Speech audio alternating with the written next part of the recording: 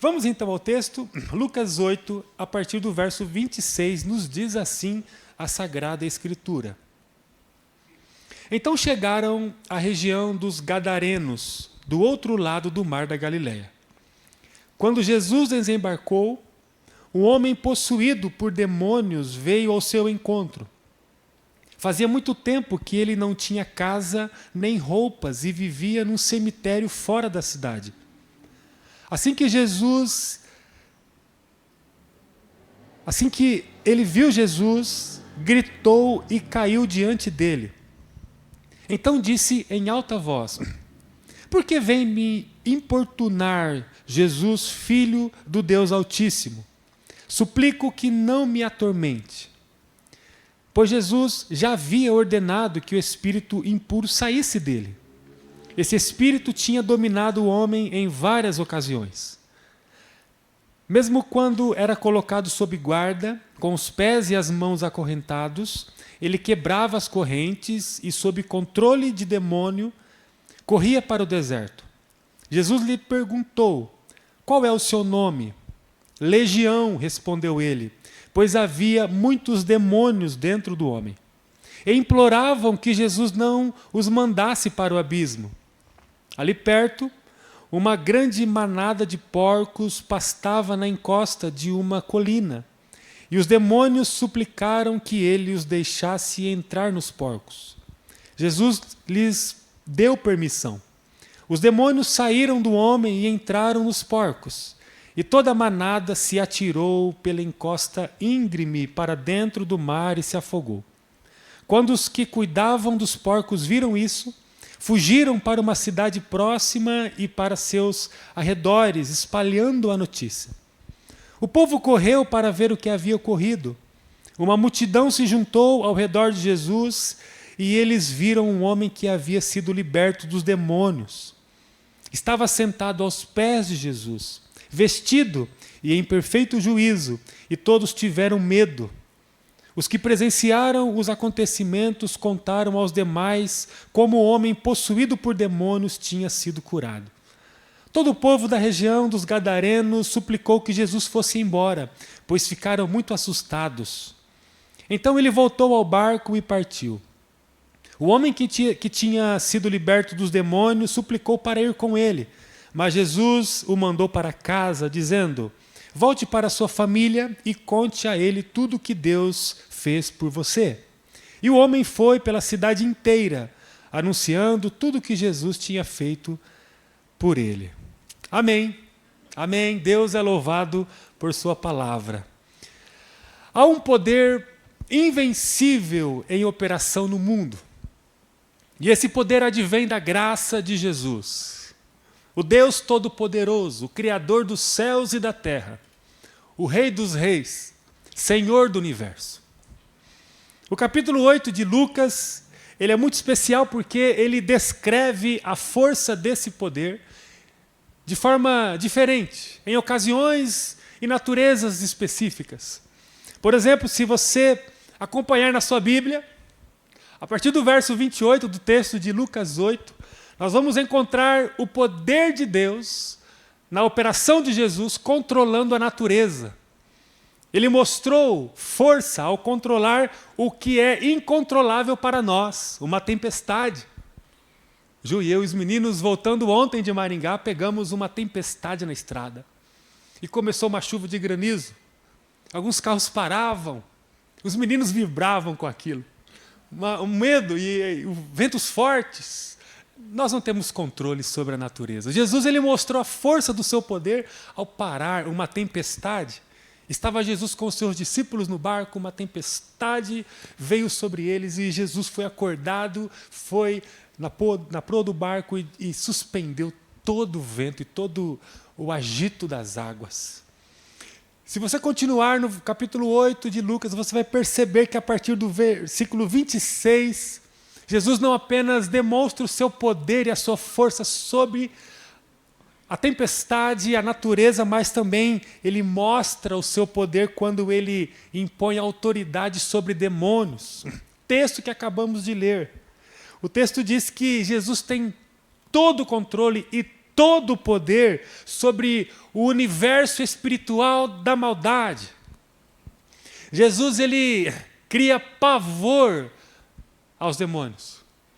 Além da natureza e dos espíritos malignos, se você acompanhar comigo a partir do verso 23, você também vai perceber que Jesus, ele tem todo o poder sobre a doença. Ali tem aquele texto muito conhecido de que Jesus é imposto a uma realidade em que havia uma mulher que havia 12 anos já que sofria de uma hemorragia contínua. E a experiência, a partir do versículo 43, diz que essa mulher toca na orla do manto de Jesus e passa a ser totalmente curada. Jesus, ele mostra poder sobre a doença, mas não apenas sobre a natureza, não apenas sobre espíritos malignos, não apenas sobre doença. Jesus também tem todo o poder sobre a morte. Você talvez vai se lembrar também, no mesmo capítulo narra a experiência, a partir do verso 49, em que Jesus devolve à vida uma menina que havia falecido, de 12 anos, a filha do Jairo, o líder da sinagoga. A menina ficou doente e faleceu.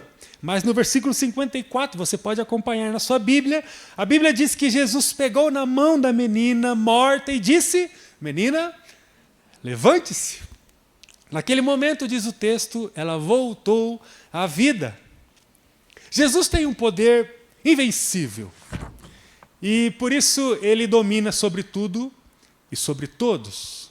Essa verdade precisa tocar no nosso coração. Ele é o Senhor da glória e é o Senhor de todo poder e majestade. E ele opera no mundo através de graça, misericórdia e amor. Por trás de toda a ação poderosa de Cristo, de toda a manifestação de poder que ele faz, existe um propósito claro. Esse propósito é libertar a humanidade da escravidão, não apenas existencial, mas eterna. O tema dessa noite é o encontro com a graça. E eu desejo muito que o Espírito Santo fale fortemente ao seu coração e ao meu sobre o poder de Jesus e os efeitos que esse poder gera na vida de todos aqueles que encontram com a graça dele. Vamos ao texto que nós lemos. A Bíblia diz que Jesus e a sua equipe ministerial estavam vivendo o intenso itinerário ministerial, quando eles chegaram à região dos Gadarenos. A cidade de Gadara ficava na Transjordânia. Era uma cidade que ficava entre grandes duas potências, o Egito e a Síria. Esses países viviam em guerra. Durante quase toda a história, você sempre vê confusão entre o Egito e a Síria. No período em que Jesus estava ali com seus discípulos, ele passou por Gadara. E sempre que havia guerra na região, as superpotências, as nações, as cidades mais fortes sempre usavam as cidades pequenas como rota de guerra. Gadara era uma cidade pequena, uma dessas cidades que sempre se tornava rota de guerra dos grandes. Então, por isso, Gadara, como outras cidades, era uma cidade maltratada pelos efeitos das guerras. Com o passar do tempo, a cidade de Gadara passou a perder a sua identidade, passou a não ter mais poder de cultivo, agricultura, passou a perder o poder de plantio, passou a ser uma cidade de estima baixa, passou a ser uma cidade mal vista. Quando os gadarenos, os nativos da cidade, se olhavam no espelho, eles tinham vergonha. Vergonha de si mesmos. E pelas dificuldades estruturais da cidade, Gadara passou a ter a sua principal economia no cultivo de porcos. E para a época, o porco era o pior animal que poderia se ter próximo, porque era considerado um animal impuro. Então imagine só como era Gadara. Um lugar de baixa estima, um lugar de economia fraca, um lugar que tinha o seu destaque na criação do animal mais impuro da época. E aí Jesus e os seus discípulos, quando chegam na cidade, quando eles desembarcam na praia, um homem possuído por demônios se aproxima de Jesus e da sua equipe. Esse homem, ele espelhava a cidade de Gadara. Era um homem que não tinha casa. A Bíblia retrata a vida desse homem afirmando que ele não tinha, inclusive, o costume de trocar a própria roupa. Era um homem que vivia, inclusive, no cemitério que ficava fora da cidade. Pense num homem marginalizado. Pense num homem que era sujo e desprezado. Ele não tinha família, ele não tinha amigos, ele não tinha trabalho, ele não tinha alimento, ele não tinha nenhuma relação social, ele não tinha uma casa, a sua casa era o cemitério que ficava na adjacência da cidade. O texto diz que esse miserável homem, que estava possuído por uma legião de demônios, se aproximou de Jesus. O termo legião, se você não sabe, ele era usado no exército romano para descrever um grupo militar bem quantitativo, bem numeroso. Uma legião podia chegar a mais de 4.000 soldados, soldados treinados, soldados unidos. Legião era uma coisa muito forte, na ótica, na lente, no prisma romano, quando se tratava de luta militar, quando se tratava de guerra. E o texto diz que esse homem estava possuído por uma legião. Eram muitos demônios. O fato é que esses demônios escravizavam esse homem. Mas segundo o texto, quando o homem possuído se encontrou com Jesus, ainda que possuído por uma legião de demônios, a forte e poderosa presença de Jesus, que emana todo o poder, travou o exército maligno. O texto diz que a legião precisou se submeter ao poder de Jesus. Eles tremeram diante do mestre. E todas as estratégias escravizadoras do maligno ali caíram por terra, em sujeição à presença de quem? De Jesus, o Senhor Todo-Poderoso. Como vocês já perceberam, e ao longo dos último domingo, eu só preguei um domingo aqui, né? Foi um ou dois? Acho que foi um só. Teve o primeiro que eu vim aqui para vocês me conhecerem, né? Todo mundo de olho e eu querendo conhecer vocês também. Mas considerando esses 2 domingos, vocês perceberam que eu gosto de pontuar algumas coisas na mensagem para que a gente grave as coisas. Tem algumas coisas que são tão importantes e eu faço questão de dar um destaque para que a gente as coloque no coração de forma bem profunda. E hoje não vai ser diferente. Eu gostaria de trazer algumas coisas para que a gente entenda o que acontece quando encontramos com a graça de Jesus. À luz da experiência desse homem todo desconfigurado, desbalanceado, eu quero pensar com você o que Jesus pode fazer quando uma pessoa se aproxima da graça dele. Uma pessoa que se encontra com a poderosa presença de Jesus e com a sua graça poderosa, ela passa a viver algumas coisas. É a primeira coisa que eu quero que você anote hoje no caderninho que eu suponho que você trouxe para anotar as coisas da mensagem. É restauração integral. Meus irmãos, minhas irmãs, quando uma pessoa se encontra com a graça de Jesus, ela passa a experimentar uma restauração integral. Eu não estou afirmando que a graça de Jesus proporciona uma restauração imediata e integral. Eu não estou falando isso.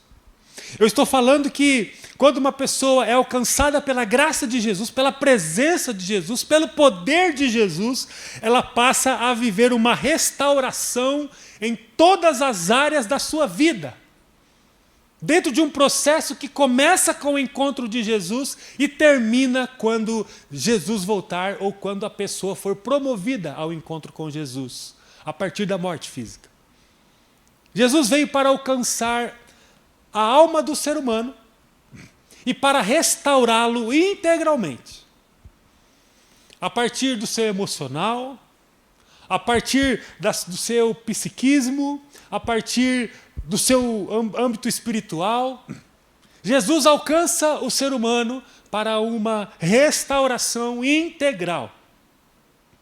Quando uma pessoa chega até Cristo, ela começa uma caminhada de restauração plena. Segundo Romanos 6,17, o ser humano sem Cristo amarga uma vida de escravatura, ele é escravo. Escravo do pecado, diz o Espírito Santo através de Paulo em Romanos 6,17. No caso do homem de Gadara, a sua escravidão era explícita. Todo mundo reconhecia que aquele homem estava escravo. Ele não tinha a sua própria vida sob o governo. Ele não tinha a convivência com a família. Ele não tinha o mínimo de autossustento. Ele não tinha vida social, ele não tinha amigos, ele não tinha trabalho. Ele era escravo, ele estava todo deturpado. Ele era escravo de espíritos malignos.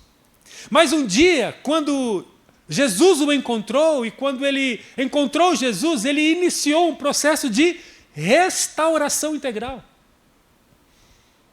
Um dia Jesus iniciou o processo de resgate da vida daquele homem lá em Gadara.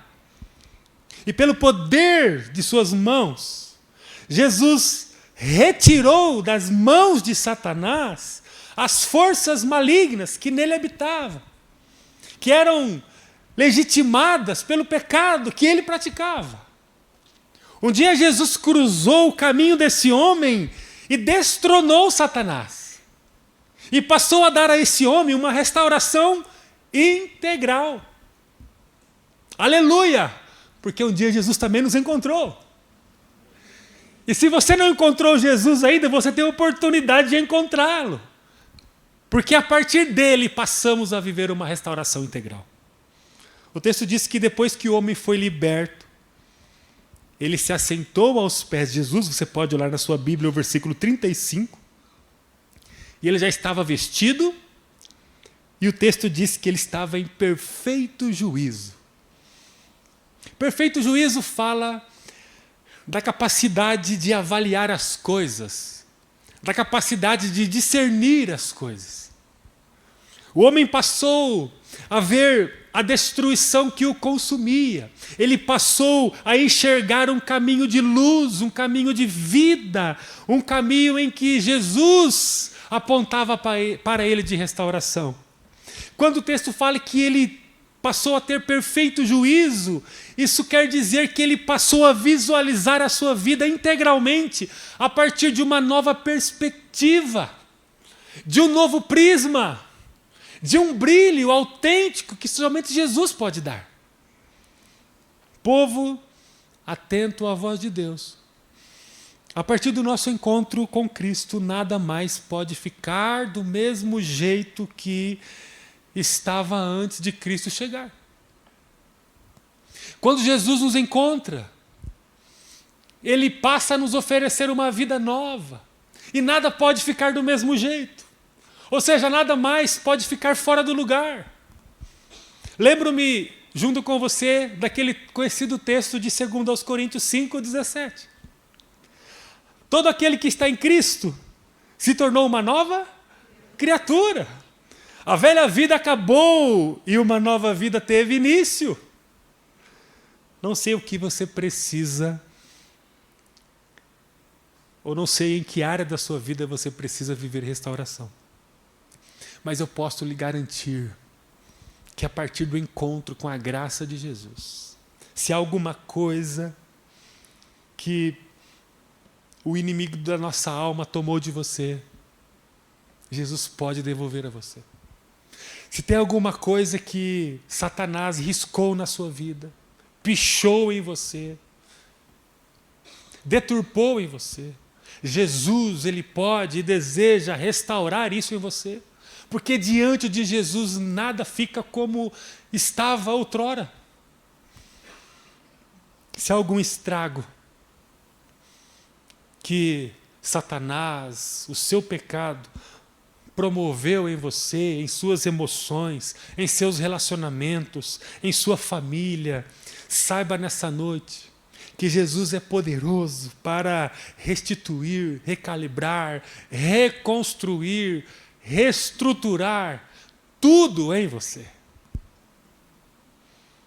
Primeira coisa que acontece quando uma pessoa se encontra com a poderosa graça de Jesus é que ela passa a viver um processo de restauração integral. E eu quero que você tenha essa mensagem latente no teu coração.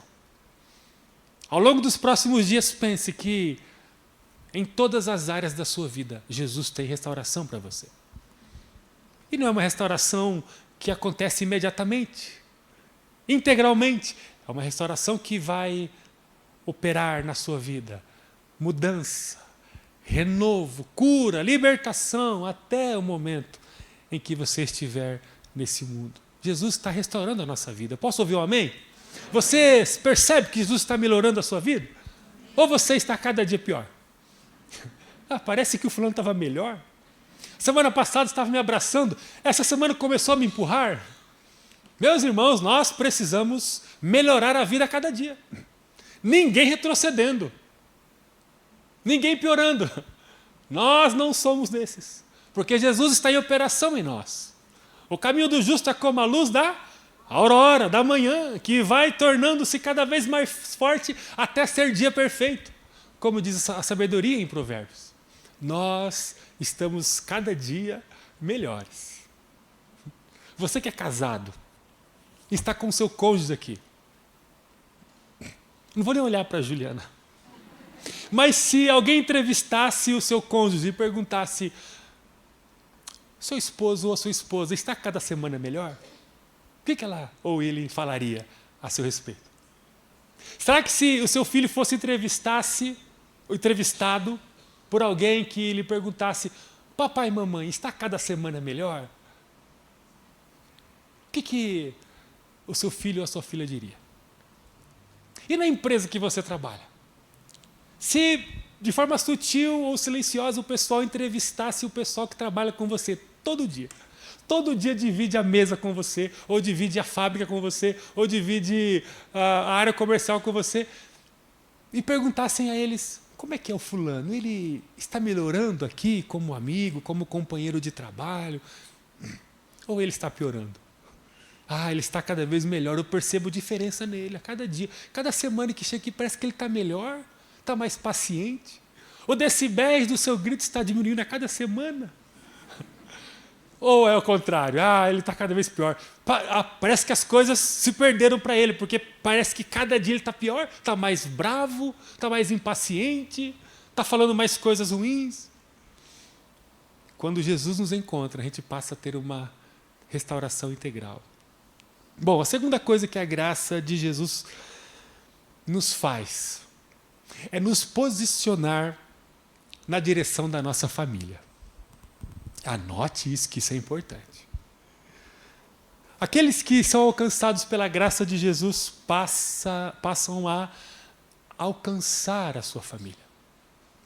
Meus irmãos, uma das mais claras e evidentes expressões de que a operação da graça está em vigor na nossa vida fala da maneira que nós lidamos com a nossa família. Um dos indicadores mais precisos para avaliar a quantidade de graça que está em operação em nós refere-se à maneira que nós cuidamos da nossa família. Seja você filho, pai, esposo, mãe, irmão. Quem está cheio da graça de Jesus passa a buscar a direção de Deus. E a direção de Deus é para que nos voltemos para a nossa família. Quem busca obedecer a Jesus sempre vai ouvir Jesus apontando para a família. O versículo 39 que nós lemos, você pode acompanhar em sua Bíblia, diz que Jesus voltou para o barco para seguir o seu caminho, depois da libertação do gadareno. E aí a palavra diz que esse homem de Gadara se voltou para Jesus com a intenção de segui-lo. Uma ação legítima, verdadeira. Ele só queria estar perto do Mestre que o libertara. Ele queria estar perto do Cristo poderoso. Se você acompanhar comigo, você vai ver que Jesus, quando viu aquele homem vindo na direção dele, parou e disse em alta e boa voz: volte para a sua família e conte a eles tudo o que Deus fez por você. O instinto de toda pessoa que se encontra com Jesus é ficar perto dele, é conhecê-lo mais. Porque Jesus é encantador. Porque estar perto de Jesus é bom. Lembro-me de Mateus 17, quando Pedro, Tiago e João sobem com Jesus no Monte da Transfiguração. E eles dizem para Jesus: vamos montar uma tenda e ficar aqui, porque aqui é bom demais. Estar com o Senhor é bom demais. Desfrutar da sua glória é bom demais. Mas Jesus diz: nós precisamos descer. Vamos descer ao monte. Porque tem pessoas esperando a gente lá. Interessante que nessa experiência, Jesus nos ensina, em Gadara, que a família precisa ser um alvo imediato daqueles que se encontram com a graça de Jesus. A minha família é o meu alvo imediato. Você pode falar isso comigo? Podemos falar juntos? Em uma só voz, bem bonita? Para o pessoal que está passando de carro aqui possa ouvir a gente falar, de tão forte que vai ser? Vamos tentar? Então vamos dizer: a minha família é o meu alvo imediato. Vamos lá? A minha família é o meu alvo imediato. Amém. Amanhã cedo, quando levantarmos para o novo dia, você olha para o espelho e diga com convicção: a minha família é o meu alvo imediato. Quando você chegar no trabalho e tiver alguma coisa meio desarrumada em casa, você com vontade de pendurar os seus 3 filhos amarrados, não é o nosso caso, né, Ju? Você com vontade de dar um remedinho para eles dormirem, você reproduz no próprio coração: a minha família é o meu alvo imediato.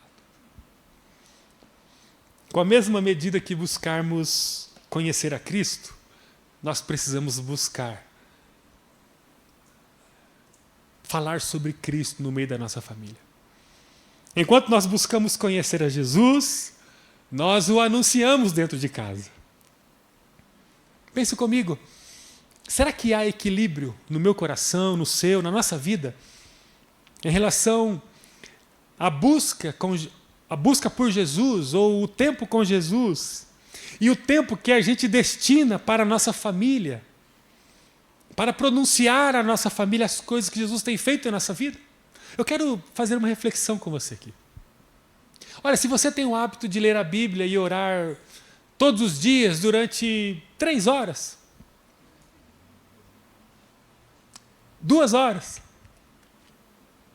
1 hora, vamos ficar numa hora. Todo dia eu separo 1 hora para ler a Bíblia, orar, meu tempo a sós com Deus. Se você separa 1 hora para buscar ao Senhor, e não separa nem ao menos 10 minutos para pronunciar sobre Jesus no meio da sua família, tem alguma coisa errada aí. Tem alguma coisa que está meio descalibrada aí. Porque enquanto buscamos conhecer a Jesus, nós precisamos nos voltar para a nossa família. Vocês me ouvirão falar muito sobre isso. Teremos um monte de estratégia, de movimentos para nos voltarmos para a nossa família, para cuidarmos melhor do nosso cônjuge, para honrarmos e cuidarmos melhor dos nossos pais, dos nossos filhos e por aí vai. Não é possível desfrutarmos da graça redentiva de Jesus abnegando-nos do nosso papel de mordomos da nossa família, independentemente do problema que a nossa família possa ter, ou da confusão que possa ser. E se as paredes da nossa casa pudessem falar e denunciar o tempo que nós gastamos orando com a nossa família ou proferindo palavras de vida dentro de casa. Jesus olha para o gadareno logo após a libertação e diz: pode parar, volte para sua casa. Você já está apto, a partir do encontro com a graça, que outorgou libertação a você, a voltar para a sua família e falar tudo o que você recebeu por meio de Deus. A partir do momento que você teve o um encontro com Jesus e que a graça recaiu sobre você, é sua responsabilidade anunciar à sua família todos os dias da sua vida os feitos de Jesus em sua vida. Temos que falar, pessoal. Temos que falar. Se tiver alguma fita tampando a sua boca espiritualmente, arranque-a e comece a pronunciar como Jesus é bom. Comece a orar em cada refeição. Comece a orar quando você sair de casa, quando você retornar para casa, ao amanhecer, ao anoitecer. Ore, ore. Coloque louvores de adoração a Jesus dentro de casa. Faça o culto doméstico. Eu não consigo. Faça uma vez por semana. Depois coloque 2 vezes por semana, 3 vezes por semana, mas faça. Jesus não queria que o gadareno fosse mais um no meio da multidão. Foi liberto, agora vai começar a seguir a multidão para assistir coisas que Jesus continuaria a fazer. Jesus pediu para o homem sair do meio da multidão e ser um agente de transformação a partir da sua casa. É a partir da nossa casa que a coisa acontece. Afinal de contas, a minha família é o meu alvo imediato. Quando um cristão se decide por Jesus, ele precisa exercer a sua relevância dentro da sua casa. Eu pergunto a você, pergunto a mim, será que nós temos exercido essa relevância dentro da nossa casa? Bom, para terminarmos, a primeira coisa é que quando uma pessoa encontra a graça de Jesus, ela passa a viver uma restauração integral. Segunda coisa, ela passa a alcançar a sua família. E por último, para terminarmos, ela passa a alcançar o mundo. Vamos falar juntos? Restauração integral, alcançar a família e alcançar o mundo? Vamos lá? Restauração integral, alcançar a família e alcançar o mundo. A partir da família, os que têm um encontro com a graça de Jesus passam a testemunhar por todo mundo. O texto diz que enquanto o gadareno seguia para a sua casa, e ele obedeceu a Jesus, ele foi contando para a cidade inteira, diz o texto, o que Jesus tinha feito por ele. Você pode acompanhar comigo no versículo 39. Jesus diz: volte para a sua família e conte a eles tudo o que Deus fez por você. E o homem foi pela cidade inteira, anunciando tudo que Jesus tinha feito por ele. Decida-se a pronunciar as obras de Deus no meio da sua família e, simultaneamente, você vai passar a anunciá-las ao mundo que está à sua volta. Os poderosos efeitos da graça em nossa vida não podem passar despercebidos na vida das pessoas que estão à nossa volta. Se Jesus está restaurando a sua vida, inevitavelmente a sua família e as pessoas que estão à sua volta ouvirão a respeito do que Jesus está fazendo. Esse é um termômetro que às vezes nos traz pavor. Basicamente, se nós não estamos compartilhando, é porque nós não estamos vivendo grandes operações do Espírito Santo em nossa vida. Porque se a nossa vida for integralmente entregue a Jesus, como cantamos agora há pouco, tudo eu entregarei. Se a nossa vida estiver verdadeiramente nas mãos do oleiro, a gente não vai resistir o pronunciamento. Nós vamos transbordar e vamos falar mesmo. Igreja de Jesus, a evidência de que a graça de Jesus está operando em nós é a maneira que nós anunciamos sobre ele a nossa cidade. precisamos ter mais coragem para compartilhar o amor de Jesus. Precisamos ser mais criativos para convidar as pessoas para a nossa convivência. Precisamos, domingo que vem, trazer um amiguinho para cá. Uma amiguinha. Vamos preparar alguma coisa. Que seja um bombom, um cartão para entregar para os nossos amiguinhos, mas vamos trazê-los para cá. E quando eles sentarem aqui, vamos cantar com alegria? Ah, que alegria nós estamos vivendo ao cantar aqui. Ao se reunir aqui. Quando a pessoa pisar o pé aqui, vamos abraçar bem todas? Aquele abraço demorado assim, fala que bom que você veio. E a pessoa quer soltar e a gente abraça de novo. Aí vem outro e abraça também. E aí a pessoa fala assim, poxa, vocês têm todo domingo esse encontro aqui? É, todo domingo. E é de graça mesmo? É de graça.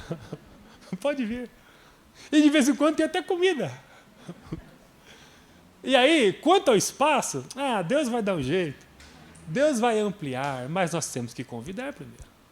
Deus fica de cima assim, olhando, com todo o seu plano ali já pré-estabelecido, Ele, o Filho e o Espírito, e o Pai ali numa consonância.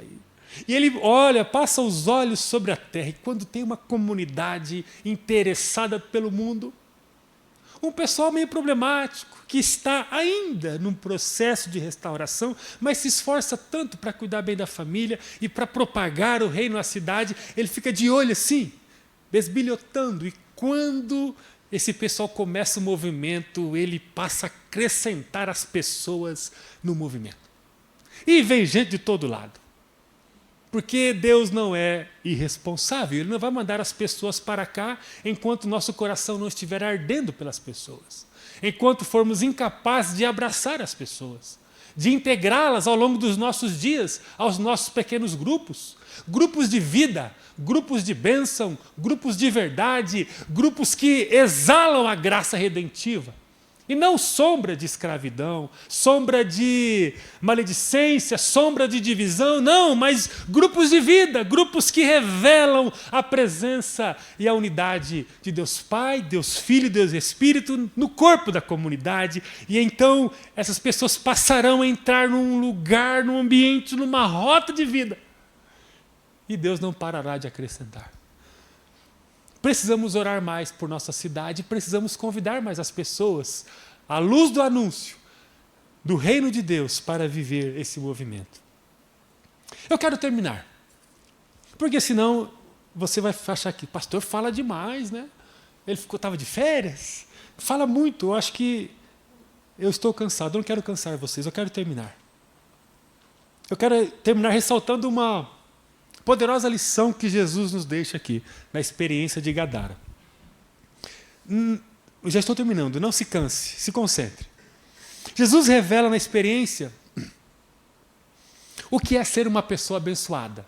E eu presumo que se eu perguntar aqui, quem quer ser abençoado? Todos vão levantar a mão. Tem alguém aqui que não quer ser abençoado? Levante a mão. Ótimo. Todo mundo deseja que ser abençoado. Segundo Jesus, ser abençoado é ter a capacidade de receber uma dádiva e compartilhá-la com aqueles que não a têm. Tudo bem até aqui? Jesus está dizendo com a experiência que eu não me torno abençoado quando a bênção chega a mim, mas quando a bênção passa por mim. O abençoado não é aquele que recebe nas mãos a bênção necessariamente, mas aquele que, ao receber a bênção, ele a transfere para outros que também precisam ser abençoados.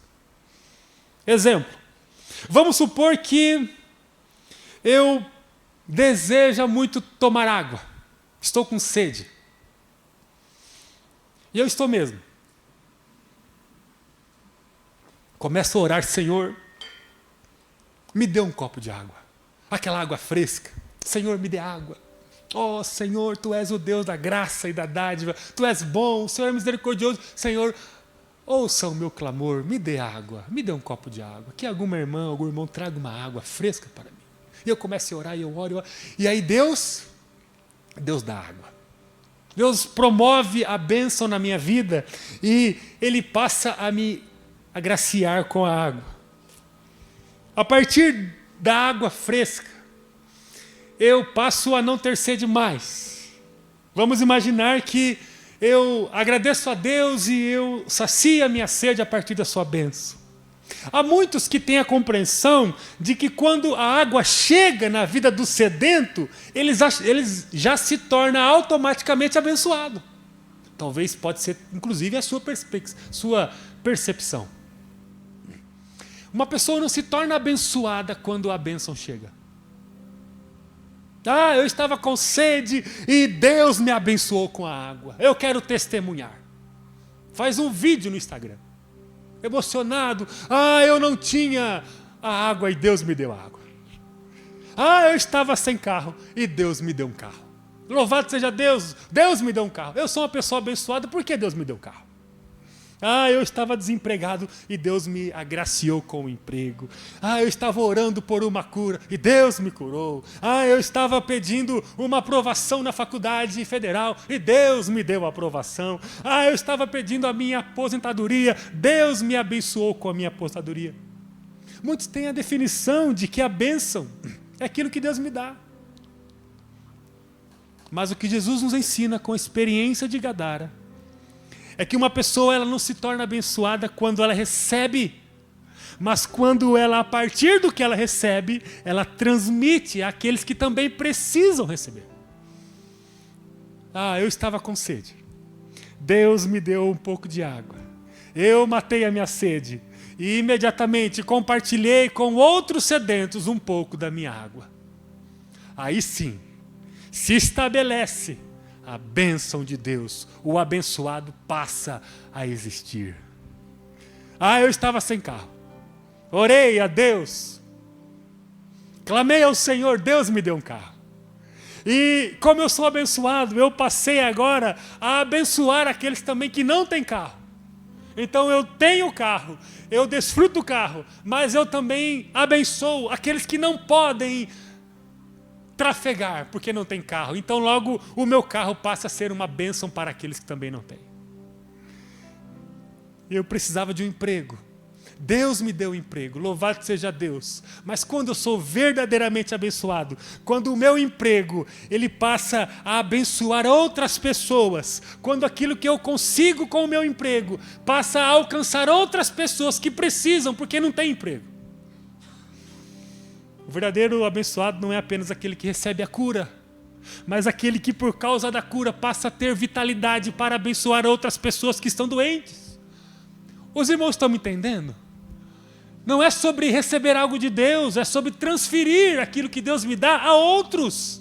Porque senão a gente pode ser aquele que recebe, a gente olha para o nosso entorno e tem tanta coisa, tem saúde, tem recurso, tem tempo, tem estrutura, tem tudo, mas ninguém usufrui daquilo que Deus colocou em minha mão, daquilo que me deu, que Deus me deu.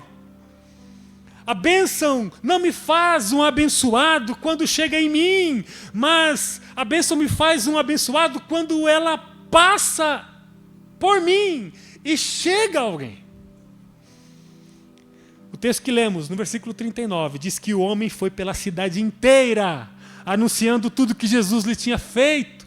O homem pegou o que Jesus lhe deu, a restauração, e passou a comunicá-la a toda a cidade.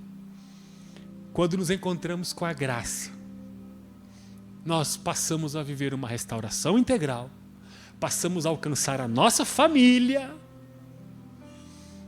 A restauração integral será reafirmada no alcance da nossa família. Se não tem alcance na família, é necessário voltar para o ponto 1. Precisamos de restauração integral. E, consequentemente, a partir do alcance da família, nós passamos a alcançar a cidade. Amém. Amém. Que a nossa oração possa ser essa e que possamos viver todos os efeitos do encontro com a graça de Jesus.